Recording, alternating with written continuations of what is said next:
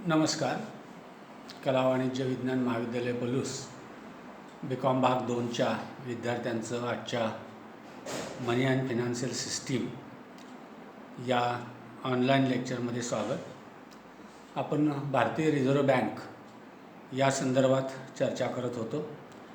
त्यामध्ये रिझर्व्ह बँकेच्या संदर्भात स्थापना, कार्ये, संघटन या संदर्भात चर्चा केल्यानंतर रिझर्व्ह बँकेचं जे पतनियंत्रणाचं धोरण आहे, या पतनियंत्रणाच्या धोरणासंदर्भात आपण चर्चा केलेली आहे.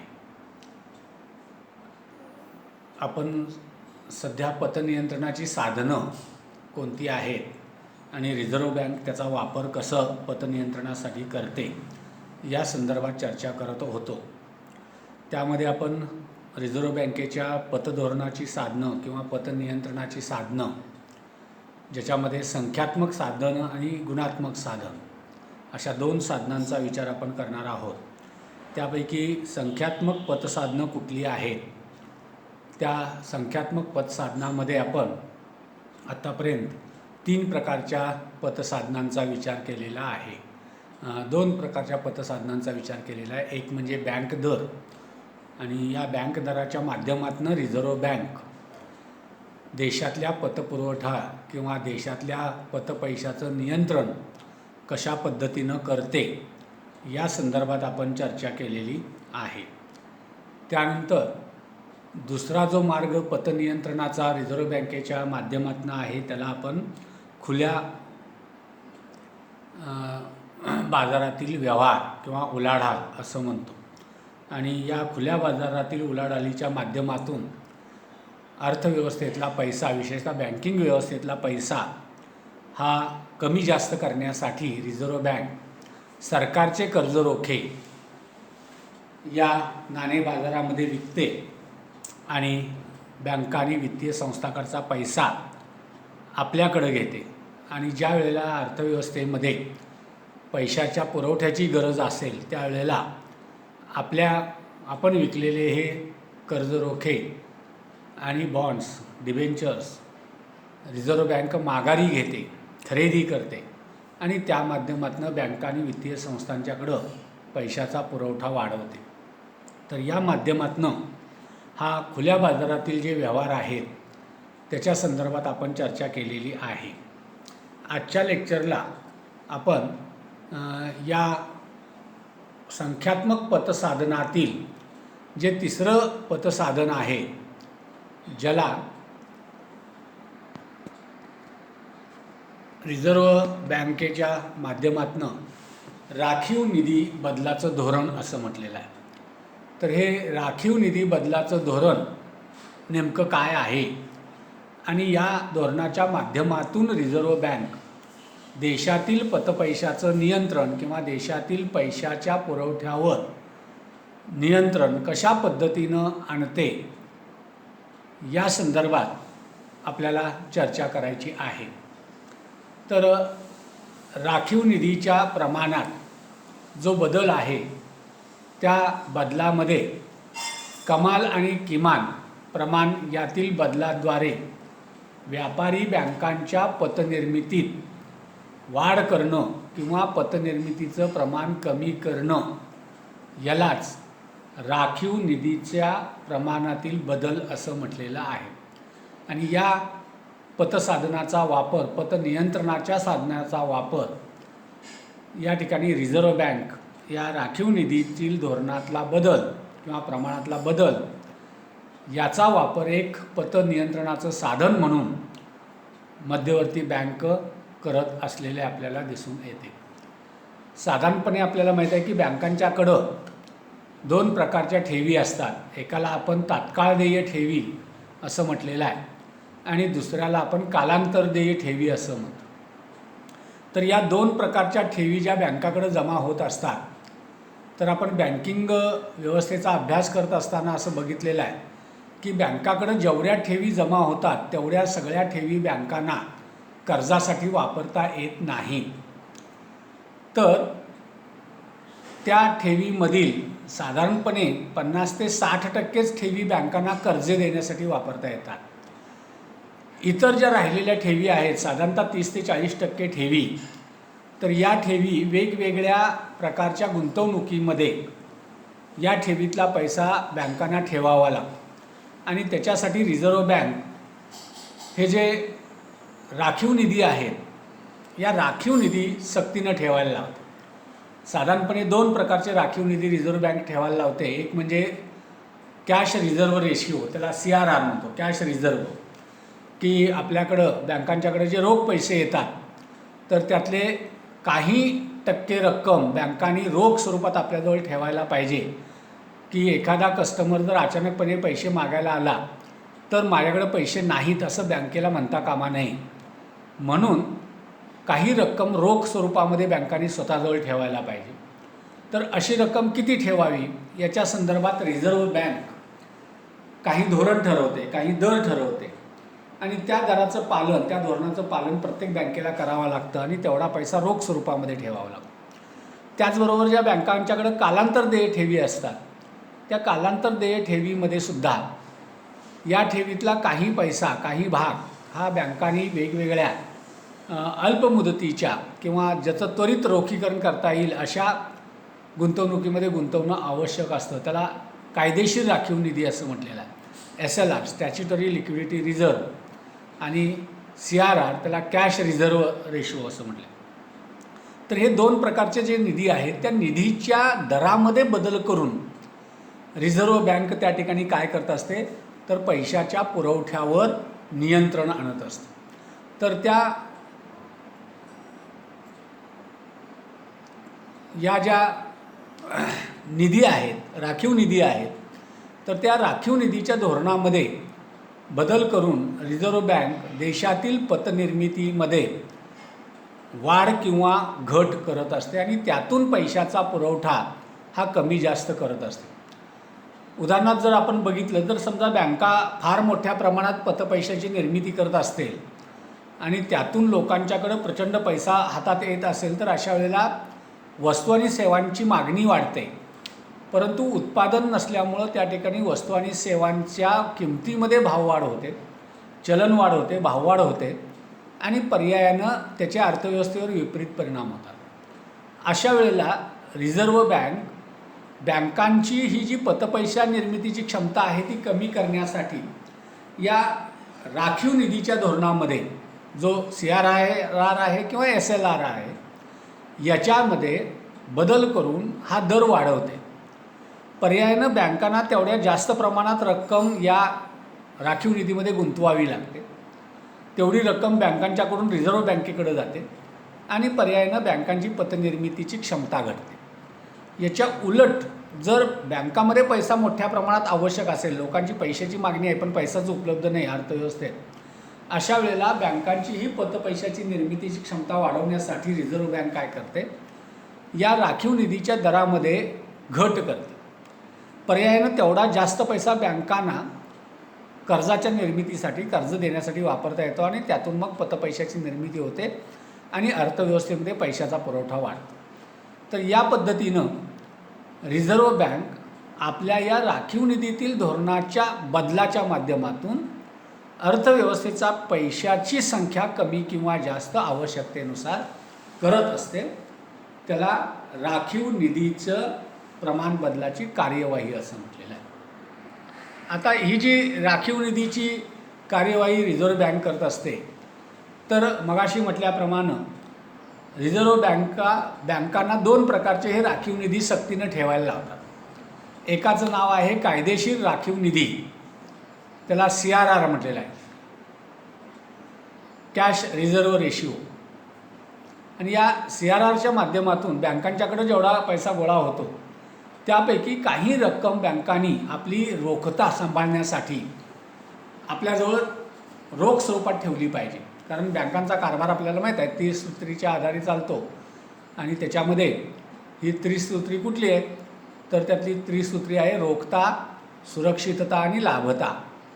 त्यामुळं बँकांनी लाभतेच्या आशेनं आपल्याकडं आलेल्या सगळ्या ठेवी कर्जामध्ये गुंतवता येणार नाहीत, तर आपली रोखता सांभाळायची असते बँकांना आणि बँकांची विश्वासार्हता बँकांच्या रोखतेवर अवलंबून असल्यामुळं बँकांनी काही रक्कम ही रोख स्वरूपात आपल्याजवळ ठेवायला पाहिजे किंवा मध्यवर्ती बँकेजवळ ठेवायला पाहिजे की संकट काळामध्ये अशा पैशाचा वापर बँकांना करता येईल.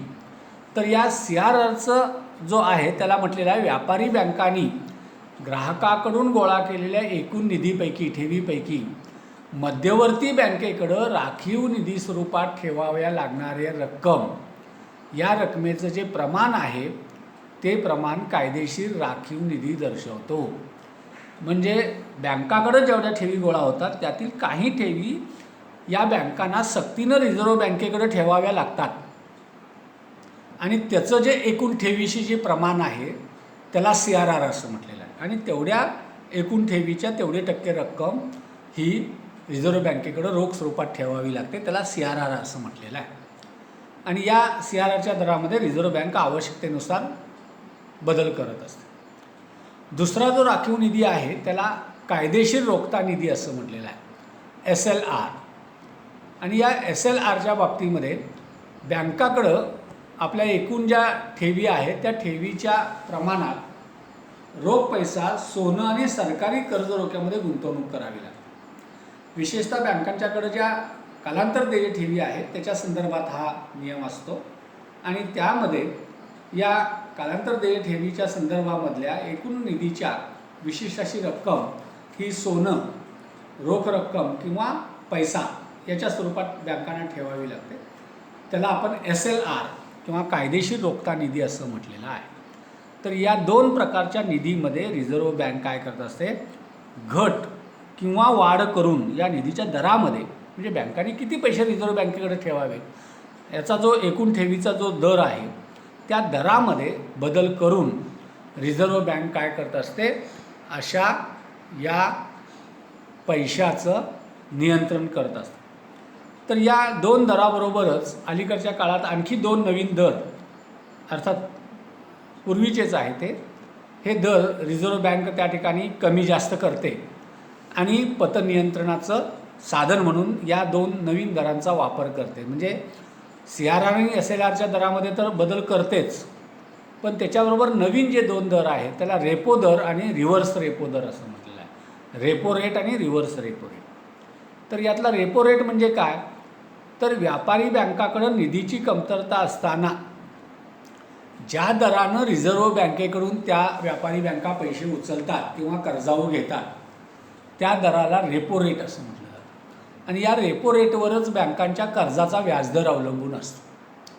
तर रिझर्व्ह बँक विशेषतः महागाई नियंत्रणात आणण्यासाठी बँकांना दिली जाणाऱ्या या कर्जाचा दर वाढवते, त्याला रेपो दर वाढवणं असं म्हटलं जातं. आणि त्यातून महागाई नियंत्रित करायचा प्रयत्न रिझर्व्ह बँक करत असते. त्याचबरोबर दुसरा जो दर आहे त्याला रिव्हर्स रेपो रेट असं म्हटलेलं आहे, रिव्हर्स रेपो दर, की ज्याच्यामध्ये रिझर्व्ह बँक देशातील व्यापारी बँकाकडून ज्या दरानं पैसे उसने घेते, ज्यावेळेला रिझर्व्ह बँकेला पैसे पाहिजे असतात त्यावेळेला रिझर्व्ह बँक व्यापारी बँकाकडून पैसे घेते आणि व्यापारी बँकाकडून ज्या दरानं रिझर्व्ह बँक पैसे घेते त्याला रिव्हर्स रेपो दर म्हणतात. आणि या रेपो दरामध्ये आणि रिव्हर्स रेपो दरामध्ये बदल करून दर 3 महिन्याला जे रिझर्व्ह बँकेचं चलनविषयक धोरण जाहीर होतं, दर 4 महिन्याला 3 महिन्याला, तर त्या दर 3 महिन्याच्या या चलनविषयक धोरणामध्ये रिझर्व्ह बँक या CRR आणि SLRच्या दरामध्ये बदल करत असतानाच त्याच्याबरोबरच या रेपो रेट आणि रिव्हर्स रेपो रेटमध्ये सुद्धा बदल करून या पतपैशाच्या पुरवठ्यावर नियंत्रण आणत असते. साधारणपणे देशातला चलन पुरवठा नियंत्रित करण्यासाठी हा रिव्हर्स रेपो रेट त्या ठिकाणी वापरला जातो आणि रिझर्व्ह बँक त्या दरानं बँकाकडील पैसा आपल्याकडे घेते. तर हे जे दोन दर आहेत या दरचा उल्लेखसुद्धा सातत्यानं या चलनविषयक धोरणामध्ये होत असतो. आणि पेपरला ज्या वेळेला असं चलनविषयक धोरण रिझर्व्ह बँक जाहीर करते त्यावेळेला या रेपो रेटमध्ये आणि रिव्हर्स रेपो रेटमध्ये काय बदल झाले हे सुद्धा बघणं अपेक्षित असतं, कारण त्याच्यावर अर्थव्यवस्थेतल्या पैशाचा पुरवठा कमी किंवा जास्त होत असतो.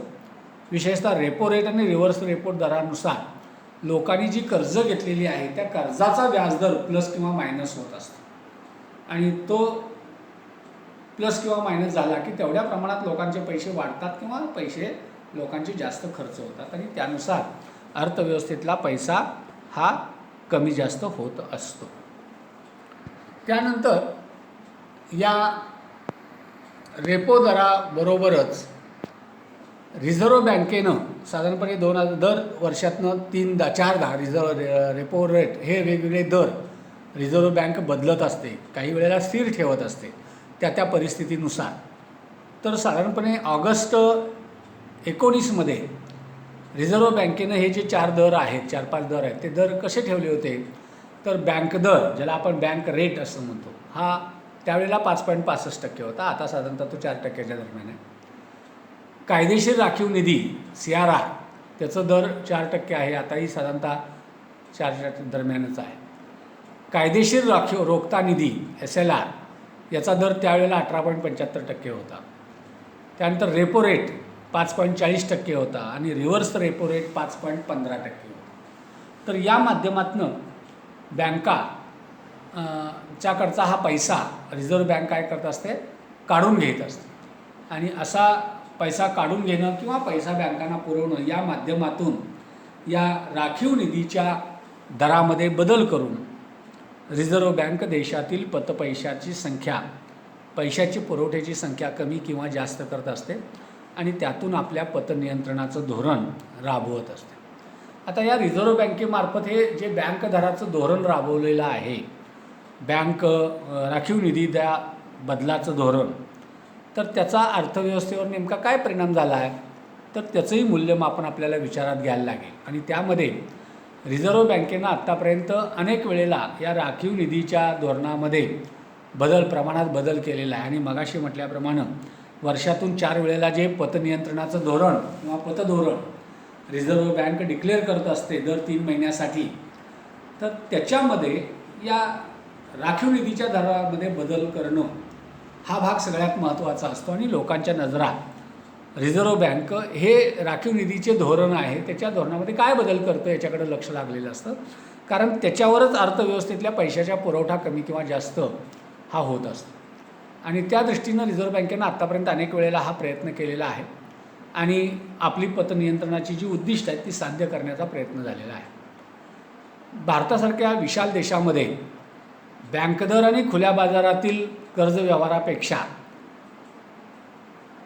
राखीव निधीच्या दरामध्ये बदल करणं आणि त्यातून पतनियंत्रण साध्य करणं हे धोरण फार यशस्वी धोरण म्हणून ओळखलं जातं, प्रभावी धोरण म्हणून ओळखलं जातं. कारण इतर 2 प्रकारामध्ये त्याचा परिणाम बाजारपेठेमध्ये होण्यासाठी कालावधी द्यावा लागतो, पण राखीव निधीच्या प्रमाणात बदल केला की ताबडतोब बँकांच्या अर्थव्यवस्थेतला पैसा कमी किंवा जास्त होतो आणि पर्यायानं पतनियंत्रणाचं एक प्रभावी साधन म्हणून या राखीव निधीच्या धोरणातलं बदल त्याच्यामध्ये सांगितला जातो. परंतु दुसरा त्याच्यामधला एक भाग आहे तो म्हणजे भारतामध्ये या राखीव निधीतल्या धोरणाचा बदल हा जो आहे तो स्वतंत्रपणे न करता इतर पतनियंत्रण साधनांच्या बरोबरीनंच केला जातो की जेणेकरून संयुक्तपणे या सगळ्यांचा इफेक्ट पतनियंत्रणाचं साधन म्हणून होईल आणि त्या दृष्टीनं इतर पतनियंत्रणाच्या साधनाबरोबरच त्या ठिकाणी या राखीव निधीतील बदलाचा धोरण याचा वापर केला जातो. पण अलीकडच्या काळामध्ये आपल्याला माहीत आहे की भारताच्या बँकिंग क्षेत्रामध्ये संघटित क्षेत्राबरोबरच असंघटित क्षेत्र मोठ्या प्रमाणात वाढतं आहे. विशेषतः बिगर बँकिंग वित्तीय संस्थांची संख्या मोठ्या प्रमाणात वाढते आहे आणि त्याच्यामुळं रिझर्व्ह बँकेचं या बिगर बँकिंग वित्तीय संस्थांवर फारसं नियंत्रण असत नाही. पर्यायानं बँकेचा या राखीव निधीतल्या धोरणाचा बदल जरी केला तरी फार मोठा फरक भारतीय अर्थव्यवस्थेमध्ये पैशाच्या पुरवठ्यावर त्या ठिकाणी होत नाही आणि त्यामुळं अलीकडच्या काळात या राखीव निधीच्या बदलाच्या धोरणाचा फारसा गंभीर परिणाम पैशाच्या पुरवठ्यावर आपल्याकडे होत नसलेला दिसून येतो. तर या पद्धतीनं हे राखीव निधीचं जे धोरण आहे त्या धोरणाचा एक पतनियंत्रणाचं साधन म्हणून, संख्यात्मक साधन म्हणून रिझर्व्ह बँक वापर करते आणि त्यानुसार देशातील पैशाच्या पुरवठ्यावर नियंत्रण आणण्याचं काम रिझर्व्ह बँक करत असते. त्यानंतर चौथा एक प्रकार आहे, साधन आहे, पतसाधन आहे, जे बाजारपेठेमध्ये पतनियंत्रणाचं साधन म्हणून अलीकडच्या काळात रिझर्व्ह बँक वापरते. विशेषतः 2004 पासून रिझर्व्ह बँकेनं बाजार स्थिरीकरण योजना या नावाने योजना आणलेली आहे आणि त्यातून संख्यात्मक पतनियंत्रणाचं एक साधन म्हणून या योजनेचा वापर रिझर्व्ह बँक करते. सदर प्रकारामध्ये भांडवली प्रवाहातून निर्माण झालेली जी अतिरिक्त तरलता आहे की भांडवल बाजाराच्या वाढीमुळं किंवा इतर गोष्टीमुळं तयार झालेली जी अतिरिक्त तरलता आहे, ही तरलता अल्पकालीन सरकारी रोखे आणि ट्रेझरी बॉन्ड्स यांच्या विक्रीच्या माध्यमातून अवशोषित केली जाते. म्हणजे शेअर मार्केट वाढल्यामुळं जो पैसा लोकांच्या हातामध्ये येतो आहे, तर त्यामुळं निर्माण झालेला जो पैसा आहे भांडवली बाजारातला, तो या रोख्यांच्या माध्यमातून, ट्रेझरी बिलच्या माध्यमातून रिझर्व्ह बँक बाजूला घेते, काढून घेते आणि या माध्यमातून रिझर्व्ह बँकेकडे जमा झालेली रक्कम आहे ती स्वतंत्र अशा सरकारी खात्यावर ठेवली जाते. तर या माध्यमातून शेअर बाजार जो आहे त्याच्यामधल्या ज्या उलाढाली आहेत त्याच्यावरनं जे अर्थव्यवस्थेमध्ये पैशाचा पुरवठा कमी जास्त होत असतो, त्याच्या स्टॅबिलिटीसाठी अशा प्रकारचा बाजार स्थिरीकरण योजना आणलेली आहे आणि त्या माध्यमातून रिझर्व्ह बँक अर्थव्यवस्थेतल्या पैशाचा पुरवठा कमी किंवा जास्त करण्याचा प्रयत्न करते. अर्थात अलीकडच्या 10-15 वर्षात हा उपाय आणलेला आहे. तर या पद्धतीनं एकूण ही जी संख्यात्मक साधनं आहेत त्या संख्यात्मक साधनांचा विचार आपण पतनियंत्रणाची साधनं म्हणून केलेली आहेत आणि त्याच्यामध्ये एकूण 4 पतसाधनं आहेत नियंत्रणाची. एक म्हणजे बँक दर, दुसरा आहे खुल्या बाजारातील उलाढाल, तिसरा आहे ते म्हणजे बँकेच्या राखीव निधीच्या धोरणातला बदल आणि चौथा आहे बाजार स्थिरीकरण योजना. तर अशा 4 योजनांच्या माध्यमातून पतनियंत्रणाच्या साधनांच्या माध्यमातून रिझर्व्ह बँक आपलं पतनियंत्रणाचं जे धोरण आहे ते धोरण अर्थव्यवस्थेमध्ये राबवत असतं. तर या ठिकाणी आपण थांबूया. सर्वांनी घरी राहा, सुरक्षित राहा. धन्यवाद.